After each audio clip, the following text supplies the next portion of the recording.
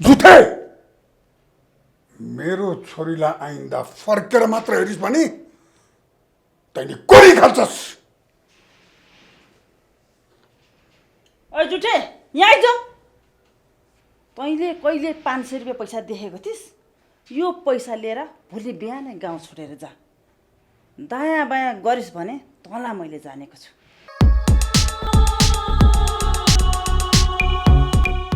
आक्रोश सहितको डायलग बोल्ने यी कलाकार हुन् रवि गिरी र शर्मिला शर्मा।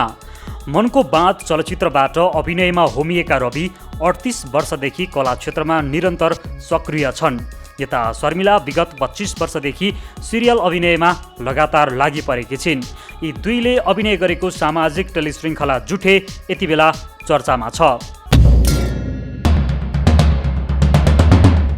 जानी जानी होइन जिम्मलबा, झुक्किएर यो गाउँमा आजसम्म यो जिम्मेवारलाई सिधा नजरले हेर्न सकेको छैन। जुठे आजभन्दा 40 वर्ष पहिलेको नेपाली समाज र परिवेश केन्द्रित टेलिफिल्म हो। उक्त श्रृङ्खलामा यी दुईले जिम्मल बा र जिम्मल्नीको भूमिका निर्वाह गरेका छन्। क्यारेक्टरमा डुब्न किन मजा आउँछ भने एउटा स्क्रिप्टले डुब्न मद्दत गर्छ, अनि अर्को चाहिँ त्यो समाज मैले बच्चादेखि विभिन्न ठाउँमा देख्दै त आएको छु। अरू रोल मात्रै गरिरहेको थिएँ मैले, जिम्मल्नीको रोल यस्तो त गरेको थिइनँ अहिलेसम्म होइन। जुठे र जुनकिरी बीचको प्रेम कुनै हालतमा स्वीकार्न चाहँदैनन् जिम्मल। चान्सै भएन। मेरो क्यारेक्टर हेर्दाखेरि दर्शकहरूले पनि त्यो मान्नै सक्नुहुन्न कि मेरो छोरी जुठेलाई दिन्छ भनेर त मान्नै सक्नुहुन्न। जुठेको भूमिका निकै माया लाग्दो र मनछुने रहेको शर्मिलाले बताइन्। अहिलेसम्म त अब जुठेकै आमा छोराकै क्यारेक्टर हेर्दा चाहिँ ओहो कस्तो माया लाग्छ नि, के गर्नु है भन्ने जस्तो हुन्छ नि। यी दुईले सिरियलमा गरिए जस्तै विभेद वास्तविक जीवनमा चाहिँ कतिको भोगेका छन् त?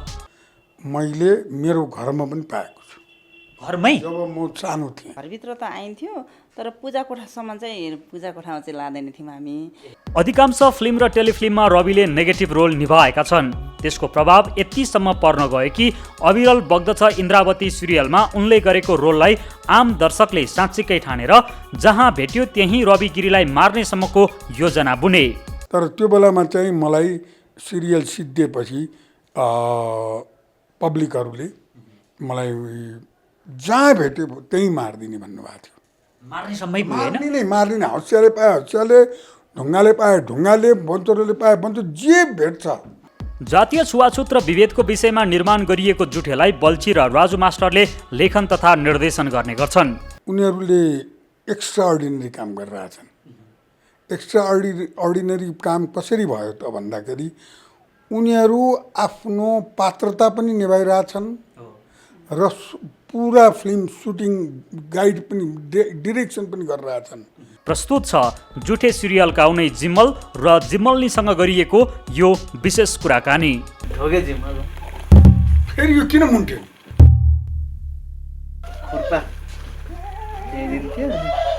फिल्मी कुरा समेट्छौँ सम्पूर्ण कुरा। युट्युब च्यानलहरूको भिडमा हामी हौँ फिल्मी कुरा समेट्छौँ सम्पूर्ण कुरा। यहाँहरू सबै दर्शकमा हार्दिक स्वागत व्यक्त गर्छु। म श्याम हरि। दर्शक महानुभावहरू, तपाईँहरूलाई अवगत नै छ, फिल्मी कुरा टिभीले नेपाली चलचित्र र टेलिचलचित्रसँग सम्बन्धित विभिन्न कलाकारहरूसँग सोही विषयसँग सम्बन्धित अन्तर्वार्ता प्रस्तुत गरिरहेको छ। कहिलेकाहीँ करेन्ट इस्युमा पनि हामी रहन्छौँ। आज भने पछिल्लो छोटो समयमा प्रसारण भएको यो अवधिमै दर्शकको अत्याधिक माया पाउन सफल सामाजिक टेलिचलचित्र जुठेसँग सम्बन्धित रहेर हामी कुराकानी गर्दैछौँ। र जुठे हिमालय टेलिभिजन एचडीबाट प्रसारणमा आउँछ। युट्युबमा भने मास्टर टिभीबाट यहाँहरूले हेर्न पाउनुहुन्छ।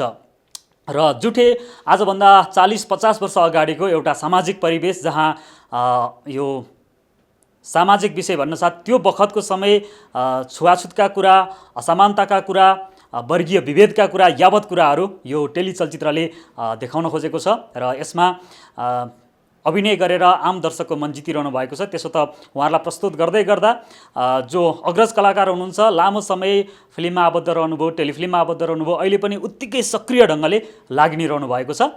आज मसँग जुठेका काजी साहब र कजिनी हुनुहुन्छ, अग्रज कलाकार रवि गिरी र शर्मिला शर्मा। आउनुहोस्, उहाँलाई म स्वागत गर्छु। स्वागत छ।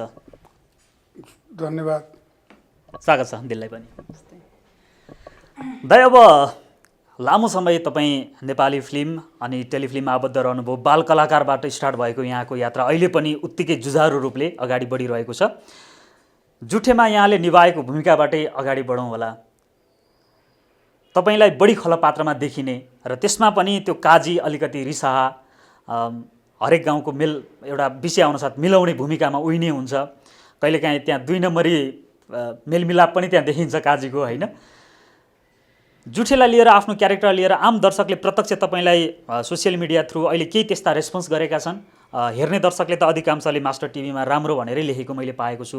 अब टेलिभिजनको हकमा प्रत्यक्ष त्यो प्रतिक्रिया आदान प्रदान नहोला, तर पनि अहिले सोसियल मिडिया तपाईँ फेसबुक, ट्विटर अथवा विभिन्न मिडिया थ्रु पाउन सक्नुहुन्छ। के छ तपाईँको क्यारेक्टर लिएर के भनिरहेका छन् दर्शकले? दर्शकहरूले मन पराइरहनु भएको छ। मैले बिहान वाकिङमा पनि त्यो चाहिँ कमेन्टहरू पाउँछौँ। अनि अब फेसबुकहरूमा त कमेन्टहरू छैन। जहाँसम्म त्यसमा काजी भन्दा पनि जिम्मल बा हो मेरो रोल है। अब पब्लिकबाट चाहिँ अत्यधिक मन पराएको महसुस भएको छ। त्यस कारणले जिम्मेवारी पनि ज्यादै बढेको छ। अब कतै तलमाथि होला कि मेरो अभिनयमा कुनै अप्राकृतिक देखिएला कि भन्ने मलाई डर छ। अझ सिन्सियर भएको छु। दाइ, जिम्मल बा र काजीमा केही फरक छ? काजी भन्दाखेरि अहिले क्यारेक्टरलाई जिम्मल बा भन्ने एउटा सम्बोधन गरे भएर उही काजीकै समान हो। त्यसमा 2 मत होइन, खालि सम्बोधन मात्रै जिम्मल बा भनेर। दिदी, अब यहाँले पनि हिजो आजका कुरादेखि महजोडीसँग पनि काम गर्नुभयो। अहिले आएर जुठेमा त्यो एउटा जिम्मल्नी आमा भन्ने कि अब कजिनी भन्ने, होइन, कजिनी साहबको रोलमा रवि दाईसँग काम गर्दै गर्दा के भनेका छन् दर्शकले? तपाईँलाई प्रत्यक्ष प्रतिक्रिया? एकदमै राम्रो भन्नुभएको छ, होइन? अब अरू रोल मात्रै गरिरहेको थिएँ मैले। जिम्मल्नीको रोल यस्तो त गरेको थिइनँ अहिलेसम्म, होइन? अब हाम्रो रवि दाईसँग गर्न पाउँदा, रवि दाईको अपोजिट भएर गर्न पाउँदा एकदम खुसी छ। दर्शकहरूले सबैले मन पराइदिनु भएको छ अहिलेसम्म चाहिँ। दाइ, जुठेमा चाहिँ तपाईँ कसरी आबद्ध रहनुभयो? त्यसको कथावस्तुले तपाईँलाई छोएर एग्री हुनुभयो कि जिम्मल बुवाको रोल गर्न, अथवा राजुजी बल्छीजीले लेखन निर्देशन गरिरहेको सिरियलमा यो सम्बन्धको आधार अथवा के छ? यो के कुराले तपाईँलाई एट्र्याक्ट गर्यो कि होइन भाइहरूकोमा म गर्छु भन्ने चाहिँ? त्यो होइन, उहाँहरू मकोमा आउनुभयो, मेरोमा आउनुभयो, मलाई फोन गर्नुभयो। उहाँहरूलाई मेरो अनन्य मित्र हाम्रो शिव त्यो क्यारेक्टर देखेपछि एउटा एकदमै राम्रो ड्यासिङ पर्सनालिटी हामीलाई चाहिन्छ, को गरौँ भन्ने भन्दाखेरि एउटा अनन्य मित्र हाम्रो शिवा कोटीजीले चाहिँ त्यसमा रवि गिरी मात्रै सुहाउँछ, तपाईँहरू उहाँसँग कुरा गर्नुहोस् भन्नुभएको रहेछ। अनि उहाँहरू मका आउनुभयो, आएर यस्तो यस्तो क्यारेक्टर छ जो कोहीले गर्न सक्ने पनि होइन, जो कोहीलाई दिँदाखेरि पनि फिल्म मर्छ। त्यस कारणले हजुरसँग काम गर्ने हाम्रो धेरै अभिलाषा थियो, एकचोटि काम गर्न पाए हुन्थ्यो भनेर उहाँहरूले रिक्वेस्ट गर्नुभयो। अनि जहाँसम्म रोलको कुरा छ त्यसमा चाहिँ म अलि छुच्चो छु। जथाभावी रोल गर्न मन लाग्दैन, मैले गर्नु पनि हुँदैन। आदरणीय दर्शकहरूले मलाई यहाँ 38 वर्षसम्म माया गर्दै यहाँसम्म ल्याउनु भयो। अब मैले जथाभावी रोल गर्नु हुँदैन। अनि मैले चाहिँ सुनेपछि राम्रो पनि लाग्यो। भाइहरू पनि एकदमै उदाउँदो सूर्यका रूपमा काम गरिरहेका, राम्रो सफलता हासिल गरिरहेका, हेरौँ न त उनीहरूसँग काम गरौँ भनेर अगाडि बढियो। तर काम गर्दाखेरि मैले के पाएँ भने यिनीहरूको उमेर अनुसार जति सिन्सियरिटी हुनुपर्ने, जति चाहिँ सिरियस हुनुपर्ने, त्योभन्दा बढी नै सिरियस मैले पाएँ। त्यसमा म ज्यादै खुसी छु। वाउ, उहाँहरूको त्यो मेहनत, हुन त त्यो लगनलाई लिएर जुन तारिफ यहाँले गर्नुभयो, उहाँहरूका लागि यो ऊर्जा हो। यतिको सिनियर कलाकारले भनिसकेपछि अझ ऊर्जा बढ्छ नि दाइ, होइन? दिदी, अब पोखराभन्दा माथिको गाउँमा सुटिङ हुन्छ भनेर मलाई राजुजी बल्छीजीले अवगत गराउनु भएको थियो। भन्दा अगाडि पनि उहाँहरूसँग जुठेसँगै रिलेटेड कुरा गर्दा त्यो दर्शकले पनि मन पराएका थिए। त्यो गाउँ जहाँ तपाईँहरूले यो सामाजिक विषयवस्तु उठाउनु भएको छ, त्यो गाउँको चाहिँ अहिलेको अवस्था हेर्दाखेरि त्यहाँको जातीय छुवाछुत निमिट्यान्नै भइसकेका छ कि अथवा त्यहाँ पनि हल्का फुल्का देखिँदो रहेछ? किन भन्दा सुटिङको लागि त्यहाँ जाँदै गर्दा त बसिन्छ, त्यहाँको अवस्था पनि हेरिन्छ, होइन? त्यहाँ तपाईँहरूले अझ पहिलाका कुराहरू ढिकी जाँतो देखाउने प्रयास पनि गर्नुभएको छ भनिसकेपछि त्यो गाउँको परिवेश चाहिँ त्यो छुवाछुत, त्यो वर्गीय विभेद अझै पनि त्यहाँ रहेछ अथवा के छ दिदी? म त त्यो छुवाछुतको विषयमा छुट्टै छुट्टै हुन्थ्यो होइन। अब हाम्रो जिमल बाको घर र हाम्रो घर छुट्टै हुन्थ्यो, त्यही भएर त्यहाँसम्म चाहिँ म गइनँ कि त सुटिङ भएको ठाउँसम्म चाहिँ गइनँ, हेर्नलाई पनि गइनँ। त्यति साह्रो छुवाछुत त्यस्तो देखिनँ मैले त्यहाँ। धेरै चाहिँ हाम्रो जनजाति नै हुनुहुन्थ्यो त्यहाँनिर, गुरुङहरू, राई, लिम्बू, तामाङहरू हुनुहुन्थ्यो, उहाँहरू त्यति साह्रो हुनुहुन्थेन। रवि दाई, तपाईँ काठमाडौँमा जन्मिनुभयो, तपाईँले त्यो प्रत्यक्ष विभेद अनुभूति गर्न पाउनु भएको छ? तपाईँले क्यारेक्टरमा रहेर त एकदम ठ्याक्कै त्यो आफैले भोगेको जस्तो उतार्नु भएको छ। यद्यपि तपाईँले आफ्नै लाइफमा, तपाईँ काठमाडौँवासी भएको हिसाबले काठमाडौँमा त त्यति हुँदैन कि भन्ने पनि त्यो अवधारणा रहन्छ, गाउँका दूरदराजमा मात्रै छुवाछुत हुन्छ कि भन्ने जस्तो पनि मानसिकता छ नि त आम मानिसमा। त्यो भएको हिसाबले प्रत्यक्ष अनुभूत गर्न पाउनु भएको छ, त्यो छरछिमेकमा होस् अथवा साथी सर्कलमा होस्? त्यो एकदम सही कुरा आदरणीय दर्शकहरूलाई दिनुपर्छ। मैले मेरो घरमा पनि पाएको छु, घरमै जब म सानो थिएँ। हजुर। किनभने नछुनी भएको मान्छेलाई हेर्नै हुँदैन, बाहिर जाने बेलामा देख्नै हुँदैन, विधवा मान्छेलाई चाहिँ बिहामा लैजानै हुँदैन, अथवा बिहाको काम गर्दाखेरि उसलाई सामेलै गर्न हुँदैन भन्ने परिपाटी थियो यहीँ काठमाडौँमा। भनेपछि दूरदराजमा कस्तो थियो होला, अहिले पनि छ। जहाँ हामी गइरहेछौँ त्यहाँ पनि त्यस्ता कुराहरू अझै बाँकी छन्। त्यो निमित्तान्न हुने स्थिति छैन, हुँदै जाला हुँदै जाला। तर यहाँ त त्यो निमित्तान्न, त्यो रूढिवादी निमित्तान्न हुनुपर्ने ठाउँमा विकृति विकसित भयो क्या। सबभन्दा दुःख लाग्दो कुरा यहाँ छ, विकृति, त्यो बाहिरिया कुराहरूको चाहिँ एकदम छाप मान्छेहरूलाई पर्न थाल्यो। आफ्नो कल्चर छोड्न थाले, आफ्नो संस्कृति, आफ्नो रीतिरिवाज त चाहिन्छ नि। हाम्रो पूजापाठ, प्रार्थना, यी कुराहरू सब चाहिन्छ। हाम्रो चाड, त्यसलाई कति हृदयदेखि मनाउनु पर्छ। बरु त्यो चाहिँ बिस्तारै कता कता जाँदैछ। रूढिवादी पनि अलिअलि बाँकी नै छ। मेरो घरमा त्यस्तो चलन थियो म बच्चा हुँदाखेरि, र त्यो बिस्तारै बिस्तारै धेरै वर्ष अगाडि त्यो पास भयो, तर बाहिर त अझै बाँकी छ। दाइजी सहरमै हुर्केको हिसाबले तपाईँका साथीहरू चाहिँ हुन त यो कथित दलित जाति, तल्लो जाति भनेर त्यो उपमा गरियो होइन, तथापि अहिले चाहिँ अब सञ्चार माध्यमको विकासले पनि त्यसलाई मान्नुहुन्न, हामी सबै समान हौँ भन्ने एउटा दृष्टिकोण चाहिँ विस्तारित रूपले अगाडि बढ्दैछ। तपाईँको चाहिँ साथीहरू थिए कि थिएनन्? त्यति बेला उहाँहरूको घरमा जाने, पस्ने, त्यो तपाईँलाई अनुमति दिन्थे बाआमाले? त्यस्तो अनुमति, यस्तो गर्नुहुन्न त्यस्तो गर्नुहुन्न भन्ने त घरमा थिएन। मेरो घरमा खालि के छ भने अलिक विधुवाईलाई अलिकति अर्को नजरले त्यति बेला हेरिने गर्थ्यो समाजमा, उहाँहरूले पनि त्यसलाई फलो गर्नुहुन्थ्यो। नछुनी भएको मान्छे, मिन्स भएको मान्छेहरूलाई अलिकति हटाउने होइन, दृष्टिबाट अलिकति टाढा होस् भन्ने हुन्थ्यो। अब यो जहाँसम्म मेरो साथीहरू त महर्जन पनि थिएन, डङ्गोल साथीहरू पनि त्यत्तिकै थियो, सबै साथीहरू मसँग थिए। अब म घरमा चाहिँ ल्याउँदैन थिएँ, चौरमा हामी जताततै खेल्थ्यौँ, त्यसमा चाहिँ कुनै बारना गरी बक्सिन्न थियो। तपाईँलाई पनि डर चाहिँ थियो घरभित्र छिराइहाल्यो भने कारबाही बोकिन्छ भनेर? लाग्थ्यो, तर कहिले पनि बाटोमा बुवा बाहिरबाट अफिसबाट चाहिँ घरमा आउने बेलामा जुन गाडीमा आउँदै हुँदा म खेलिरहेको हुन्थेँ सबै साथीहरूसँग, केही पनि मर्जी हुन्न थियो। परिवार विश्वकर्मा साथी बनाउने नै भनेर त्यो त भएन? त्यो चाहिँ थिएन। खालि मलाई एउटा कुरा याद छ, विधुवै मान्छेलाई हेर्ने दृष्टिकोण अलिक फरक थियो त्यति बेला। त्यो पास भएको पनि अब 40-20-30 वर्ष भइसक्यो होइन, तर त्यो मिन्स भएको मान्छेलाई अलिकति हेर्ने दृष्टिकोण अलिक फरक थियो। दिदी, अब तपाईँको चाहिँ मोरङमा तपाईँको जन्म भएको हिसाबले त्यो तराई भेगमा चाहिँ बढी जसो दाइजो प्रथा चाहिँ अलिक मौलाएको जस्तो हामीले हेर्दाखेरि नजिकबाट, जातीय छुवाछुत चाहिँ वर्गीय विभेद चाहिँ कतिको हुन्थ्यो तपाईँ आफैले प्रत्यक्ष देखेको गाउँ समाजमा? म चाहिँ अब पूर्वै जन्मे पनि त्यस्तो थिएन, हाम्रो छुवाछुत चाहिँ त्यस्तो थिएन। अब घरभित्र त आइन्थ्यो, तर पूजा कोठासम्म चाहिँ, पूजा कोठामा चाहिँ लाँदैन थियौँ हामी। घरभित्र चाहिँ जाने, बस्ने, खाने हाम्रो त्यस्तो थियो। साथीहरूसँग घुम्ने, खाने, उसको घरमा पनि जाने, हाम्रो घरमा पनि आउने, त्यस्तो चाहिँ थियो। पूजा कोठामा चाहिँ लाँदैन थियौँ। त्यो चाहिँ तपाईँलाई पनि डर रहिरह्यो होइन पूजा कोठामा लाँदा पिटाइ भेट्यो लाग्यो भन्ने त्यो चाहिँ डर भइरह्यो। अहिले पनि जाँदैनन् नि पूजा कोठामा त। अब भनौँ न अब मै नै अब एउटा जाति हिसाबले नै बाहुनको घरमा बाहुनै भए पनि त एक्कासी अर्काको पूजा कोठामा त हामी जाँदैनौँ नि। त्यहाँ कुल पूजा राखेको हुन्छ उहाँहरूको। छुवाछात तल्लो जातिलाई मात्रै भनेर होइन, अब मै पनि कसैको घरमा जाँदा पूजा कोठामा जाँदैन। अर्को मान्छेको अनुमति नपाइकन त मैले श्यामजीको घरमा पनि जान मिल्दैन।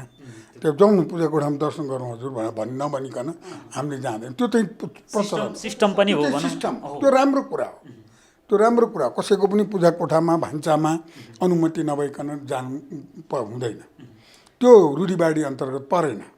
तर विधुवैलाई मान्छे नगन्ने मिन्सेस भए मान्छे नै एकदम के अनि भगवान्ले बनाएको सन्तान जम्मा स्वास्नी मान्छेहरू लोग्ने मान्छे छ, यो जात त्यो जात त्यो हुँदैन, यो पानी नचल्ने, यो हेर्दैन उनी, यो चाहिँ एकदम विडम्बना। मैले यो बाहिर त धेरै देखेको छु, नेपालभरि धेरै देखेर आएँ। तर अब जहाँ जाँदाखेरि पनि अब चाहिँ एउटा दुःख थियो, त्यो हटोस् त्यो हटोस्। यो भगवान्को दुईवटा मात्रै सन्तान छ, दुईवटा मात्रै जात छ, एउटा फिमेल एउटा मेल भन्ने लाग्थ्यो। तर अब फेरि अर्को दुःख लाग्न थाल्यो, त्यो हट्दै गयो। यतातिर आयातित फेसन, आयातित कुराहरू, आफ्नो चाड, आफ्नो रीतिरिवाज, आफ्नो परम्परालाई चाहिँ बिल्कुल भुलेर यस्तो आधुनिकतिर कि जसले हामी सबैलाई कुनै खाल्डोमा हालिदिन्छ, त्यस्तो स्थिति छ। दाइ अब सुटिङ गरिरहँदाखेरि त्यो क्यारेक्टरमा डुब्दाको अलिकति अनुभव मलाई सेयर गरिदिनु न। जस्तो तपाईँले जुन एउटा जिम्मल बुवा एउटा जिम्मेवारी पनि हो, गाउँको सबै मिलाउनु नै पर्यो। सब त्यो मिलाउँदै गर्दाखेरि तपाईँलाई पनि अब कतिपय ठाउँमा तपाईँले हेपेका दृश्यहरू पनि होइन त्यो राखिन्छन् नि त। त्यो क्यारेक्टरमा डुब्दाखेरि चाहिँ मैले साँच्चीकै अन्याय गरिरहेको छु यार, यो मैले किन गरिरहेको छु यो क्यारेक्टर, यो चाहिँ दर्शकले अब तपाईँको अभिनय मन पराएका हुन्, तर क्यारेक्टर वाइज हेर्ने हो भने त त्यो रिस त तपाईँमाथि पोख्ने हो भने होइन। त्यो देख्दै गर्दाखेरि यो ननिभाए नै हुन्थ्यो नि यार। त्यो जुठेलाई कति हेपेको होला यो जिम्मल बाले होइन, कति आरोप ला होला, बन्दुकै लिएर मार्नै हिँडिरहेछ, कस्तो रिस होला। त्यो क्यारेक्टरमा डुब्दाको अलिकति मलाई बताइदिनु न। क्यारेक्टरमा डुब्न किन मजा आउँछ भने एउटा स्क्रिप्टले डुब्न मद्दत गर्छ। अनि अर्को चाहिँ त्यो समाज मैले बच्चादेखि विभिन्न ठाउँमा देख्दै त आएको छु, अनि त्यो रिकल गर्छु के। अनि त्यो दुइटालाई मिसाएर गर्दाखेरि नि अब मेरो प्रयास के हुन्छ भने साँच्चीकै जिम्मेवाल भन्ने मेरो प्रयास हुन्छ, जुन आजसम्म त्यो प्रयास सफल भइरहेछ। तपाईँलाई त्यो अन्याय चाहिँ मैले गरिरहेको छु यो क्यारेक्टरबाट मैले डुबेर त्यो त्यतिसम्म चाहिँ जानुहुन्न कि भन्ने जस्तै नै हुन्छ अनुभूति त्यो निस्कँदाखेरि कि क्यारेक्टरबाट निस्कँदाखेरि चाहिँ त्यसो चाहिँ हुँदैन। किनभने त्यो एउटा कुरा के छ भने जबदेखि पृथ्वी सृष्टि भयो तबदेखि सत्यको मात्रै जित भएको छ, असत्यको हार भएको छ। त्यस कारण त्यतातिर मैले चिन्ता गर्नु परेन। मैले एउटा चिन्ता के गर्नुपर्छ भने त्यो स्क्रिप्टमा चाहिँ कतै तलमाथि छ कि अझ त्यो कुरालाई देखाउन अलिकति कन्जुसाइ अथवा बिर्स्यो कि अथवा लेख्न छुट्यो कि, बरु म चाहिँ त्यो चाहिँ आइडिया दिन्छु उहाँहरूलाई। अब क्यारेक्टर गरिरहँदाखेरि त त्यो जति क्रूर क्यारेक्टर हुन्छ नि भनौँ न, त्यहाँ त्यो क्रूरता नै निभाउनुपर्छ। तब कि मलाई सुटिङ गरिसकेपछि एक्टिङ गरिसकेपछि वाक्क लाग्छ कि के गरे होला मैले भन्ने जस्तो लाग्छ। तर पनि त्यो स्क्रिप्ट अनुसारको त म जानै पर्छ। सोझो मान्छेको चरित्र निर्वाह गर्नु भन्यो भने त हतपत गर्नुहुन्न होला है तपाईँ। सोझो मान्छेको पनि धेरै अभिनय गरेको छु मैले। तर के छ भने यो सयौँ फिल्म खेलिसकेपछि मेरो चाहिँ के छ भने 75% चाहिँ नेगेटिभ जस्तो गरियो, अरू 20-25 जति गरेको छु पोजिटिभ। अब फिचर यो टेलिफिल्महरूमा पनि गरेको छु।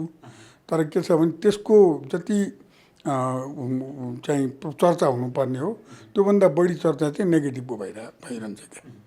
दाइलाई त यतिसम्मको अनुभव छ कि अब यो 57-58 सालतिर बद्री अधिकारीले निर्देशन गरेको अविरल बग्दछ इन्द्रावतीमा जुन नेगेटिभ गर्नुभयो, त्यस पछाडिको त्यो अलिकति दर्शकलाई प्रस्तुत गरिदिनु न। त्यो चाहिँ यो अन्याय धेरै गरिसकेपछि आम दर्शकमा त्यो मनस्थिति रह्यो कि यसलाई चाहिँ हामीले भेट्यौँ भने हामी आफैले कारबाही गर्नुपर्छ भन्नेसम्मको अवस्था मनोविज्ञान दर्शकमा रह्यो। एक्ज्याक्टली। यो चाहिँ कस्तो भनेदेखि त्यो बेलामा मैले करिब रिसर्च गरेको छु। कस्तो भनेदेखि अब रमेश विकलज्यू त्यत्रो आदरणीय लेखक हाम्रो नेपालको एउटा श्रृङ्गार नै हुनुहुन्छ। उहाँले लेखेको कुरामा मैले जस्टिफाई गर्ने भन्ने कुरा चान्जुने कुरा होइन। म जस्तो साधारण मान्छेले तर पनि त्यसमा मैले धेरै रिसर्च गरेँ र मलाई मेरो साथी बद्री अधिकारीले पनि त्यसमा एकदमै त्यो भित्र डुब्नलाई सुटिङ हुनुभन्दा धेरै अगाडिदेखि डुब्नलाई विभिन्न तरिकाबाट त्यो सिचुएसनलाई मनन गराउनु भयो। मैले पनि बच्चामा विभिन्न समाजमा जाँदाखेरि त्यहाँ जान हुन्न, त्यसले खाएको थियो खानु हुन्न, त्यो गरेको मलाई नभए पनि उसलाई भनिरहेको त्यो त देखिरहेको। त्यस्ता काजीहरूको ठाँटबाँट पनि मैले देखेको, किनभने मेरा बुवाकै साथीहरू नै कति काजी थिए होइन, उनीहरूसँग पनि बसउठ गरेको हुनाले मैले देखेको थिएँ। अनि त्यो क्यारेक्टर निभाउँदाखेरि त म सबैको सहयोग पाएर एकदमै राम्रो निभाएँ। एउटा कुरा यहाँनिर भनौँ, रमेश विकलज्यूलाई मैले तपाईँ हजुरले भनेको लेखेको जस्तो क्यारेक्टर भएन भने मलाई गाइड गरिबक्सला हजुरले है। म हजुरलाई प्रत्येक सिरियल सिद्धिना बित्तिकै फोन गर्छु, स्पेसल्ली मेरो अभिनयमा, मेरो कार्यमा मैले भन्ने गर्थेँ। अब उहाँलाई म गर्थेँ, होइन बाबु तिमीले जस्तो जुन मैले लेखेको थिएँ त्यस्तै राम्रो निभाएका छौ, तिमीलाई आशीर्वाद छ, गो अन भन्नुहुन्थ्यो। अब त्यति बेला चाहिँ एउटा कुरा के भयो भने त्यो अत्यन्त क्रूर थियो। सायद यो जुठे पनि क्रूर हुँदै जाला, आई डोन्ट नो। अब उहाँहरूको स्क्रिप्ट हो, स्क्रिप्टमा कता कता लैजानुहुन्छ, उहाँले देखेका कुरा, भोगेका कुरा, आफ्ना बाबुबाजे आमाबाट पाएका कुरा यसमा राख्दै हुनुहुन्छ, उहाँले राखिरहनु भएको छ। तर त्यो बेलामा चाहिँ मलाई सिरियल सिद्धिएपछि पब्लिकहरूले मलाई जहाँ भेट्यो त्यहीँ मारिदिने भन्नुभएको थियो। मार्ने नै, हँसियाले पाए हँसियाले, ढुङ्गाले पाए ढुङ्गाले, बन्चरोले पाए बन्चरो, जे भेट्छ त्यसैमा मार्छु भनेर 3 महिनासम्म त्यो स्थिति बिहोरेपछि, रात बिहान हिँड्न नहुने भएपछि, गाउँ गाउँमा हिँड्न नहुने भएपछि मैले टेलिभिजनमा विशेष अनुरोध गरेर अनि मैले इन्टरभ्यू दिएर पब्लिकहरूसँग साक्षात्कार गरेर म क्यारेक्टर मात्रै हुँ, तपाईँहरूले मलाई यसरी दागा धर्नु भनेको यो क्यारेक्टरको विजय भएको हो, म असाध्यै खुसी छु, तर मैले खुसी हुन पाइनँ, तपाईँहरूले साँच्चीकै दागा धर्नुभयो, म त्यो मान्छे होइन, म त साधारण एउटा मान्छे हो, पात्र मात्रै त्यस्तो भनेर मैले यसरी नमस्ते गरेर नै माग्नु पर्यो। यो ठ्याक्क अलिकति दया लाग्दो कस्तो है, भित्रै त्यो दया नै पलाउने के, कसको चरित्रबाट चाहिँ अहिलेसम्म जुठेमा कुन क्यारेक्टर हेर्दा चाहिँ ओहो कस्तो दया लाग्दो भन्ने लाग्छ दिललाई चाहिँ? अहिलेसम्म त अब जुठेकै आमा छोराकै क्यारेक्टर हेर्दा चाहिँ ओहो कस्तो माया लाग्छ नि, के गर्नु है भन्ने जस्तो हुन्छ नि। अब अभिनय हो सबैको। दाइलाई चाहिँ त्यहाँ अब तपाईँले पनि कहिलेकाहीँ त्यो भिलेनगिरी खेलिदिनुहुन्छ नि, अहिले त अब त्यो अवैध गर्भ रहेकोलाई कसरी हुन्छ त्यसलाई चाहिँ साइड लाउनलाई तपाईँले बडो चाल चलेको, काजीको चाल चलाइ पनि डेन्जरै छ फेरि त्यहाँ होइन। त्यसलाई लिएर चाहिँ त्यस्ता घटनाहरू पहिला लुकीछिपी लुकाउनै खोज्ने, सकभर टाँसो लगाइदिन खोज्ने, त्यो पनि तपाईँले पनि त देख्नुभयो होला होइन समाजमा? त्यस्ता घटनाहरू पहिला त हुन्थे पनि होला। पढेकै छु त्यस्तो विभिन्न राम्रा किताबहरूमा, त्यो भएकै घटनाहरू हुन् क्या, त्यो कुनै आयातित कुरा उसले राखेको होइन, त्यस्तो कुरा हुन्छ। यो छुवाछुतको मामलामा चाहिँ जस्तो तपाईँको छोरीलाई जुठेले एक हिसाबले त्यो प्रेमप्रतिको आकर्षण छोरीको त्यहाँ जुठेले माया गर्ने भन्दा नि छोरीले जुन माया दर्शाइरहेछ नि, हुन त कथा कसरी अगाडि बढ्ला त्यो छुट्टै कुरा। तपाईँ त प्रेममा बाधकै बन्नुहुन्छ होला होइन जुठेको प्रेममा? तपाईँले स्वीकार्ने कुरा रहन्छ त? काजीले स्वीकार्ला त? खै अब अहिलेसम्मको क्यारेक्टर हेर्दाखेरि काजीले स्वीकार्नुपर्ने कुनै पनि कारणै देख्दिनँ, म स्वीकार्दैन भन्ने लाग्छ मलाई होइन। अब स्क्रिप्टले दिने त चान्स नै भएन, प्रेमै नस्वीकारी चान्सै भएन। मेरो क्यारेक्टर हेर्दाखेरि दर्शकहरूले पनि त्यो मान्नै सक्नुहुन्न कि मेरो छोरी जुठेलाई दिन्छ भनेर त मान्नै सक्नुहुन्न। आज जिम्मल 12 जिम्मलनी आमालाई सँगै राख्दा त्यो तपाईँहरूले टेलिश्रृङ्खलामा बोलेको डायलग अन्तिममा उपहार स्वरूप त्यो स्मरण पनि रहन्छ। थोरै दुवैजनाले बोलिदिनु भने कति मजा होला। जुठे, मेरो छोरीलाई आइन्दा फर्केर मात्र हेरिस् भने तैँले कोरी खान्छस्। ओ जुठे यहाँ आइज। तैँले कहिले 500 रुपियाँ पैसा देखेको थिइस्? यो पैसा लिएर भोलि बिहानै गाउँ छोडेर जा। दायाँ बायाँ गरिस् भने तँलाई मैले जानेको छु। वाह, क्या गजब छ है। क्यारेक्टरमा फिल गर्दा साँच्चै को आयो कुराकानी कस्तो लाग्यो आजको कुराकानी चाहिँ? राम्रै लाग्यो। जुठेको विषयमा थियो, जुठेको लागि थियो। राम्रैसँग हामी सुटिङ पनि गरिरहेछौँ। अहिलेसम्म राम्रो भइरहेछ। भाइहरूलाई मैले चाहिँ त्यो त्यति बेला मेरो डाइरेक्टर हुन्छन् स्पटमा, अरू बेला मेरा भाइहरू हुन्छन्। मैले स्क्रिप्ट एकदमै राम्रो, अझ सिरियस होस्, अझ भित्र तिमीहरू पस है, यो माया, यो प्रेम पब्लिकको हामीलाई सधैँ सयौँ एपिसोडसम्म रहिरहनुपर्छ भनिरहन्छु। राम्रो भइरहेछ। दिललाई कस्तो लाग्यो आज हाम्रो फिल्मी कुराको अफिसमा आउनुभयो? दाजु र दिललाई सँगै राख्ने सौभाग्य पनि जुर्यो जुठेलाई लिएर, र यहाँहरूको क्यारेक्टरलाई पनि मन पराएका छन्। कुराकानी कस्तो लाग्यो दिललाई चाहिँ? एकदमै खुसी लाग्यो। भाइले दिदीलाई यहाँसम्म आएर 2-4वटा कुरा राख्ने मौका दिनुभयो। अरूभन्दा पनि दाइसँगै बसेर इन्टरभ्यू दिन पाएँ, धेरै खुसी लागेको छ मलाई त। एकदमै खुसी छु म त, खुइमा खुट्टा छैन। र दाइ झन्डै 4 दशकको कलाकारिता यात्रा, दिदीको 2.5 दशकको, यहाँहरूलाई एकसाथ जुठे अहिले राम्रो रेस्पोन्स पाइरहँदाखेरि मैले सौभाग्य पनि पाएँ सँगै प्रस्तुत गर्ने, र धेरै अनुभव छुवाछुतलाई लिएर प्रत्यक्ष आफूले भोगेका कुराहरू पनि यहाँले सेयर गर्ने, त्यो एउटा नआएका कुरा पनि आएका छन्। म रवि दाई र शर्मिला दिदी दुवैलाई समय र समतका लागि धन्यवाद दिन्छु। यहाँहरूको कलाकारिताले अझ आगामी दिनमा एउटा मार्गनिर्देशन आम पब्लिकलाई गराओस् र तपाईँहरूको कलाकारिताबाट प्रेरणा पनि मिलोस्, म शुभकामना दिन्छु। धन्यवाद आदरणीय दर्शकहरूलाई पनि। म के भन्न चाहन्छु भने, अझ हामी के भन्न चाहन्छौँ भने, हामी आउँदा दिनमा पनि तपाईँहरूको मनमुटुमा बस्न सफल हुने गरी प्राकृतिक अभिनय गर्न सकौँ। र जाँदा जाँदै यो टिमलाई, यो युट्युब च्यानललाई धेरै धेरै धन्यवाद र धेरै धेरै उत्तर प्रगतिको कामना गर्छु। Thank you so much.